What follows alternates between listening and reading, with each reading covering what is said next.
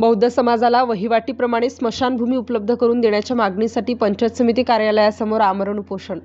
चाकूर तालुक्यातील तिवटगाळ येथे वहिवाटीप्रमाणे उपलब्ध असलेल्या बौद्ध समाजाच्या स्मशानभूमीवर लगतच्या शेतकऱ्याने अतिक्रमण केले असल्यामुळे सदर स्मशानभूमीची जागा अतिक्रमणमुक्त करून बौद्ध समाजाच्या अंत्यविधीसाठी उपलब्ध करून द्यावी, या मागणीसाठी महादेव भंडारी हे दिनांक 8 एप्रिलपासून आमरण उपोषणास बसले होते.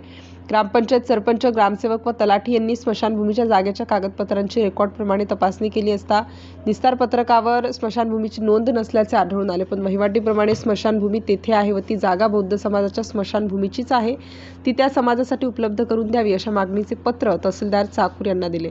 गेल्या 60 ते 70 वर्षांपासून या जागेवर अंत्यविधी केला जातो. गट नंबर 4-2 या जमिनीमध्ये शेतकरी विजयकुमार तुळशीराम मठलाकुटे यांची 21 गुंठे जमीन असून जमिनीची मोजणी करून त्यांना 21 गुंठे क्षेत्र द्यावे व उर्वरित स्मशानभूमीसाठी उपलब्ध करून द्यावी अशी मागणी पंचायत समितीच्या गटविकास अधिकाऱ्यांकडे केली असता त्यांनी ही मागणी मान्य करून 15 दिवसाच्या आत जमिनीची मोजणी केली जाईल व शेतकऱ्यांची जमीन देऊन उर्वरित सिंचनभूमीसाठीची जागा उपलब्ध करून देण्यात येईल. जमिनीची मोजणी केल्यानंतर जर क्षेत्र शिल्लक उरले नाही तर लवकरात लवकर पर्यायी जागा उपलब्ध करून देण्यात येईल असे आश्वासन दिले.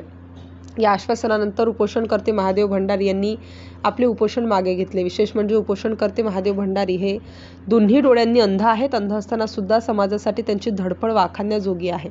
यावेळी पंचायत समितीचे गटविकास अधिकारी संतोष वंगवाड, उपोषणकर्ते महादेव भंडारी, पंचायत समिती सदस्य कलवले, ग्रामपंचायतचे सरपंच ग्रामस्थ आबा बिडवे, ग्रामसेवक जगताप यांच्यासह पंचायत समितीचे कर्मचारी उपस्थित होते. राष्ट्र माझा लाईव्ह न्यूजसाठी दयानंद वाघमारे, चाकूर, लातूर.